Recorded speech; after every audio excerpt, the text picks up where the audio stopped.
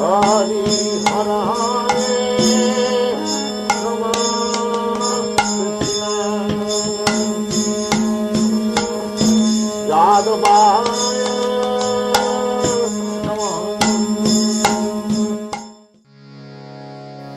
Yat karoshi yat ashnasi, yat juhosi tadashi yat tapasyasi konteya, tat kurushva madarpanam.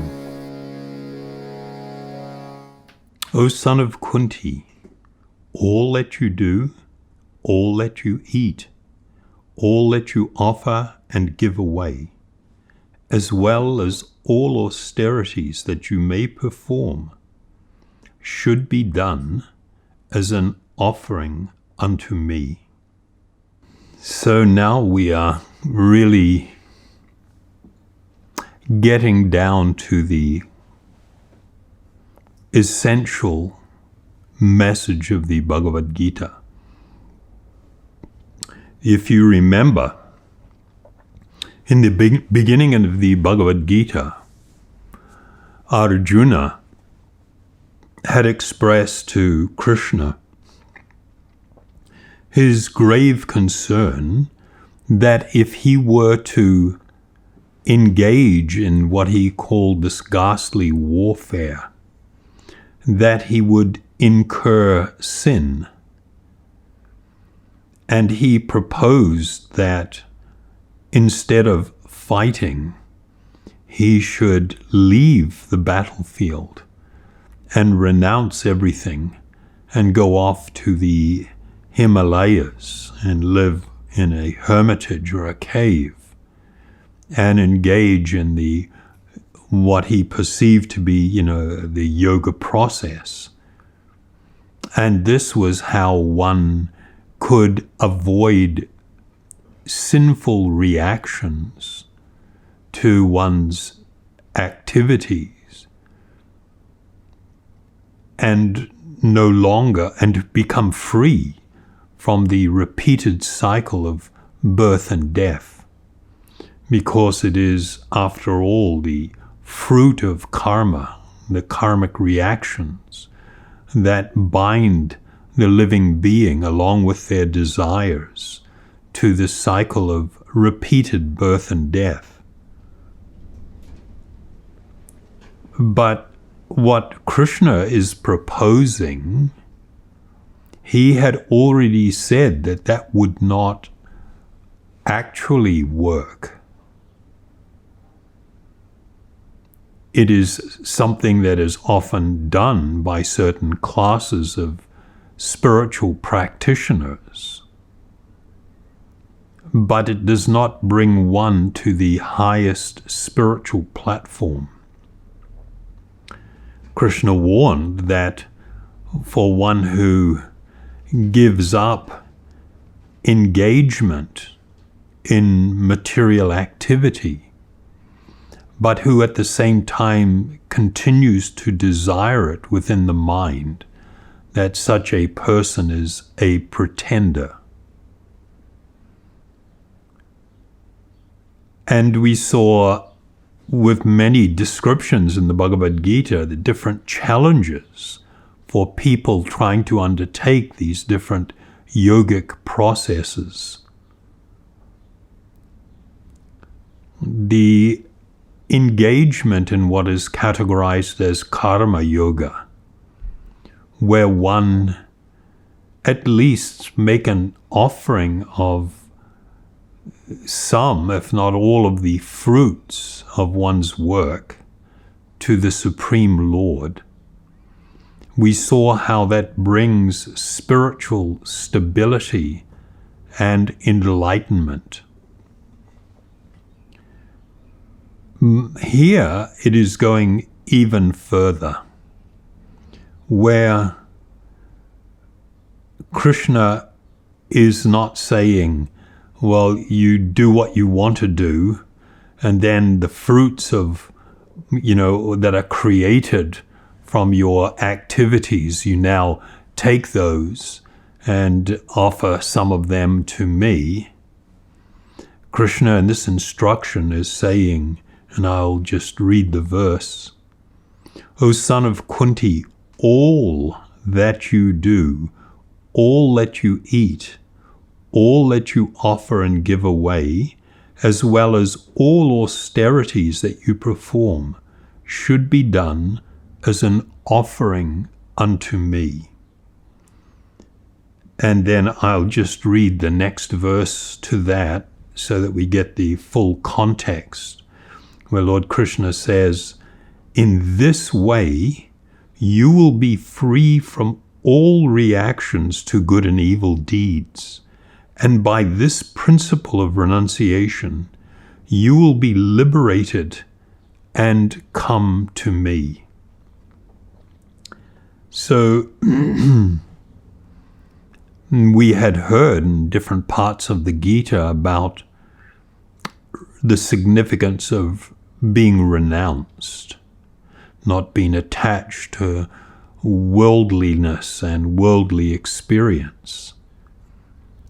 But here, actual renunciation has been defined when one recognizes that it is Krishna who is the ultimate proprietor of everything. The reality is, even our body we do not own. In due course of time, this will be taken away from us, which shows, in spite of the fact that we don't want to let go of it, the fact that all living beings are removed from their bodies at the time of death by force indicates that this is not our property, that we don't actually have full control over it. It is something that was lent to us for some time. When we recognize that everything, in fact, is owned by the Supreme Lord, there is the wonderful verse found in the Isopanishad, this Upanishadic verse that states, Ishavasham idam sarvam. This means that everything,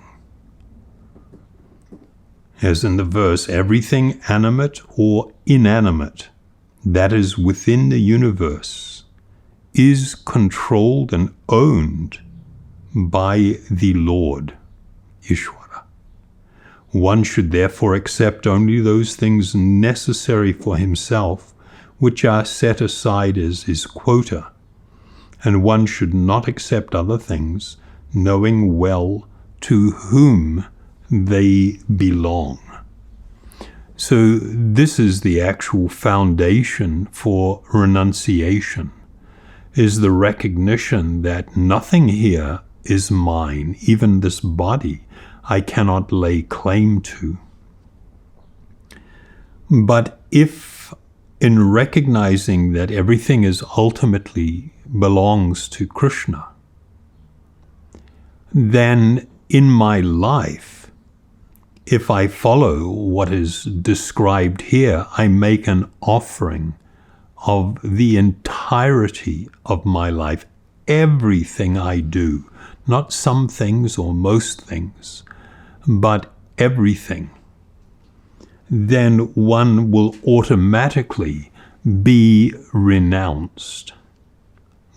They will have attained the highest level of renunciation, and they will indeed have become free from all karmic reaction, because their entire life has now become a spiritual offering. This is the great power of the process of bhakti, that even though one may be lowly and fallen, if one engages in the process under the direction of a spiritual master, then one can rise within this lifetime to the highest spiritual platform the highest spiritual realization, the highest spiritual experience. And it boils down to this practical reality of dovetailing one's life while living within the material world in the service of the Lord. And you're not asked to do anything extraordinary. You simply make a practical offering of everything that you do. It goes without saying, and what one will quickly understand if you consider this principle, not everything that you could conceivably do is pleasing. And so then one is forced to consider, if you want to undertake a particular activity, want to engage in a particular relationship, want to acquire something or some experience, is this pleasing to Krishna? With that very simple principle, one can then have a yardstick in their life to measure whether I am living in a way that is pleasing.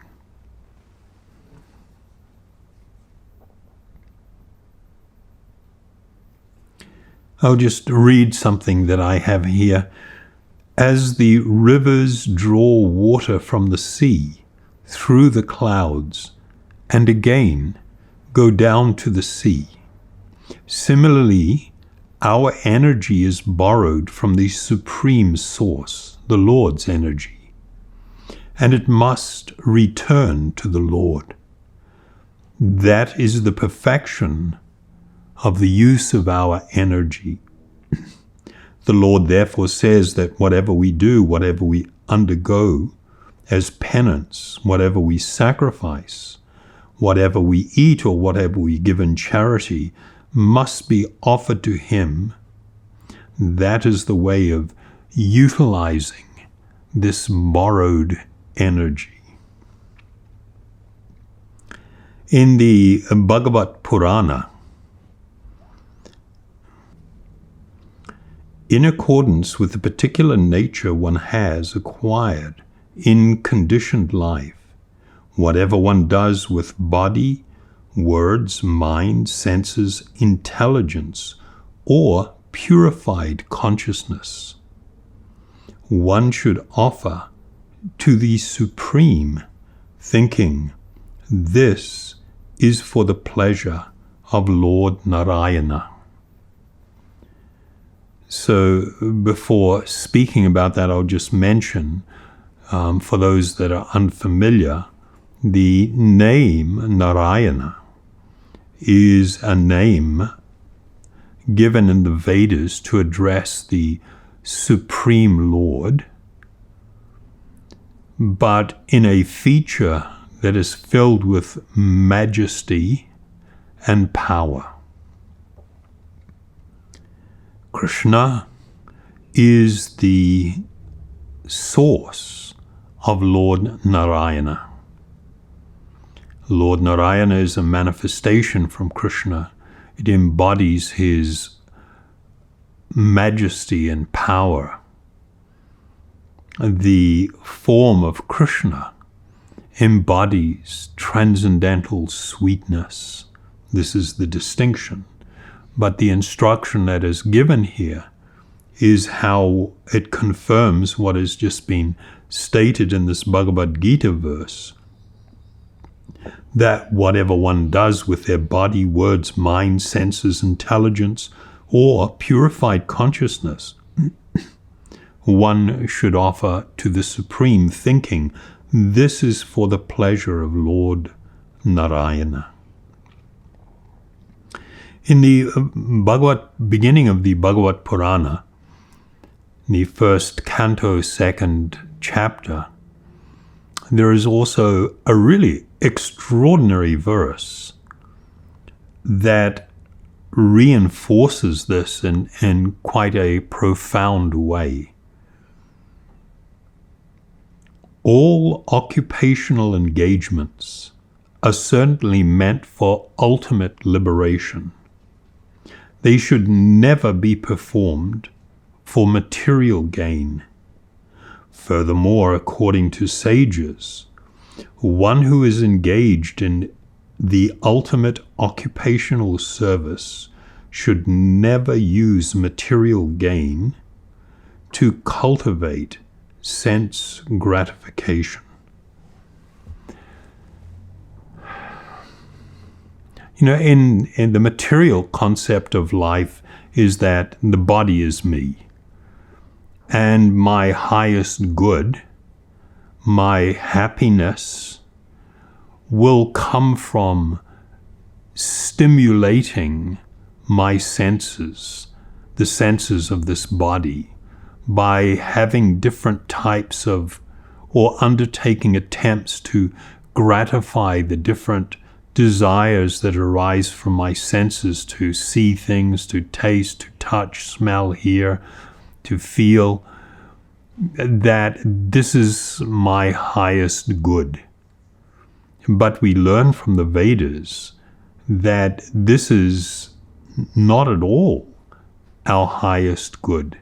In fact, this can lead, or does lead, to perpetual suffering.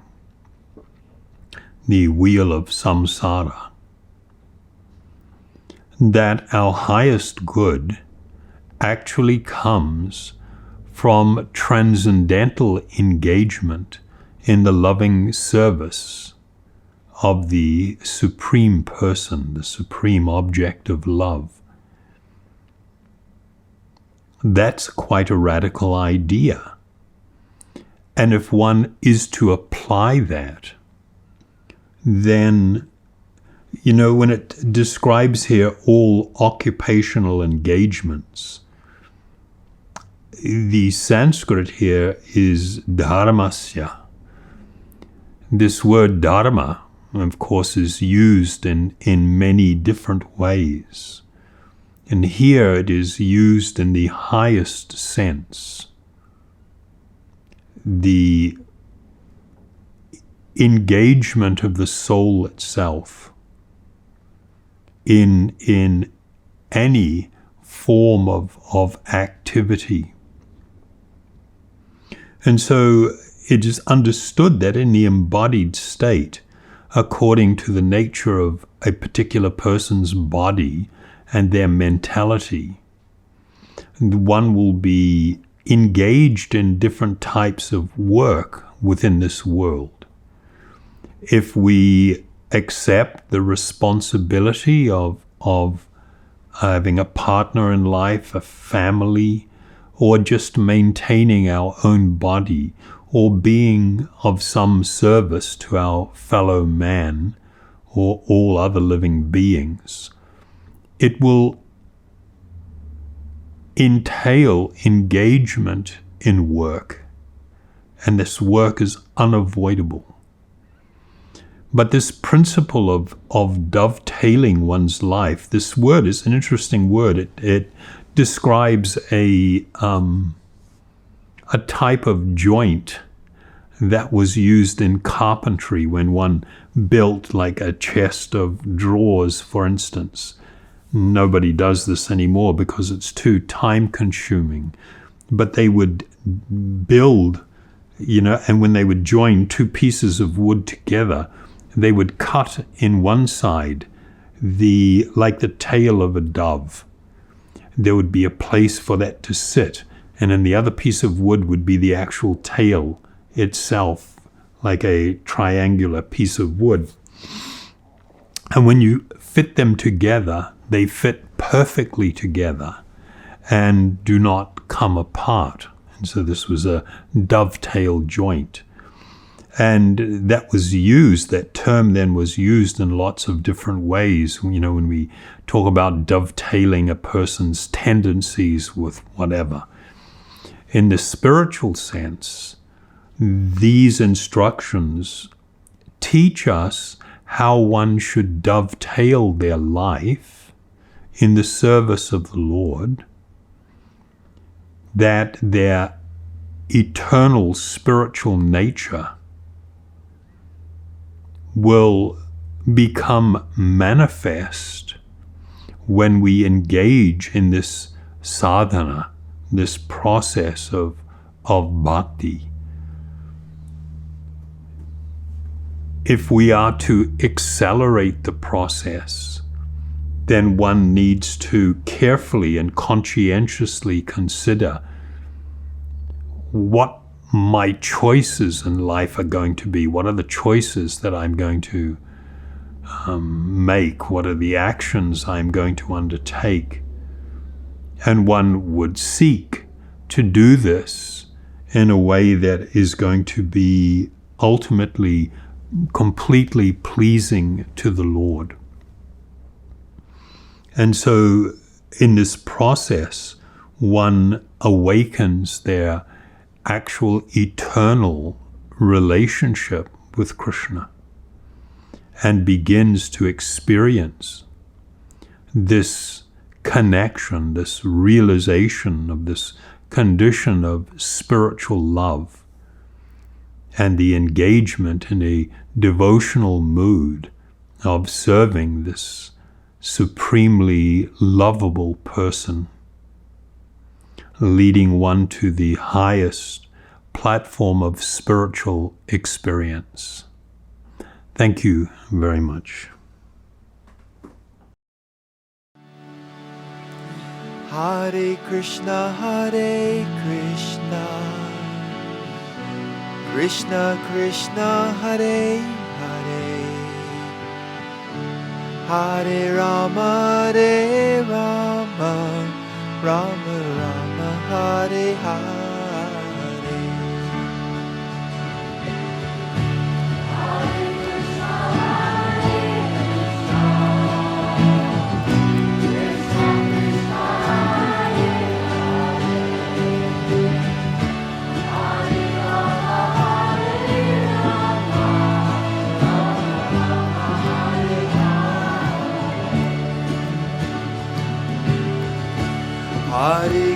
Hare Krishna,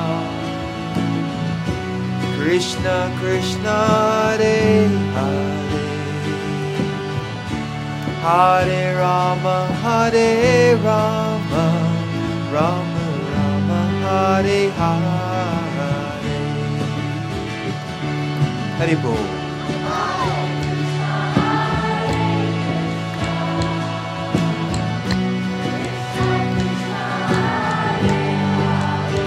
Krishna.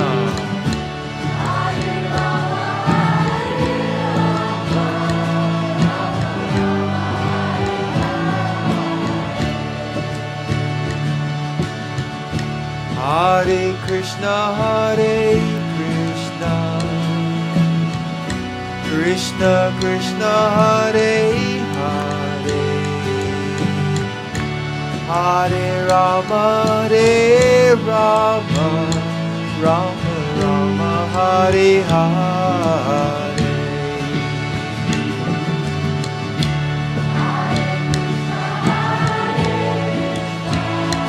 Krishna.